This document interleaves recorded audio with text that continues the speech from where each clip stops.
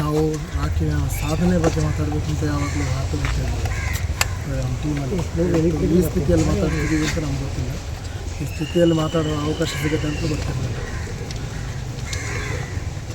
ಮತ್ತು ಎಲ್ಲರೂ ಬಂದಿದ್ದಾರೆ ಅಷ್ಟೇ. ನಗ್ನಗ್ತಾ ಬಂದಿದ್ದ, ನಗ್ನಗ್ತಾನೆ ಹೋಗಿದ್ದಾನೆ. ಅದೆಲ್ಲ ಅಳ್ತಾ ಇದ್ದೀವಿ ಅಷ್ಟೇ. ನಾನು ನಮ್ಮದು ದಸ್ಕತ್ ಅಂತ ಮೂವಿ ಕನ್ನಡದಲ್ಲಿ ರಿಲೀಸ್ ಆದಾಗ ಕಾಲ್ ಮಾಡಿದ್ದು, ಬಾ ಎಲ್ಲ ಹುಲಿ ವೇಷ ಎಲ್ಲ ಕುಣಿಯನ್ನೆಲ್ಲ ಒಟ್ಟಿಗೆ ಸೇರಿ ಬರೋಕ್ಕಾಗಲಿಲ್ಲ, ಬ್ಯುಸಿ ಇದ್ದೆ ಅಷ್ಟು. ಅವನು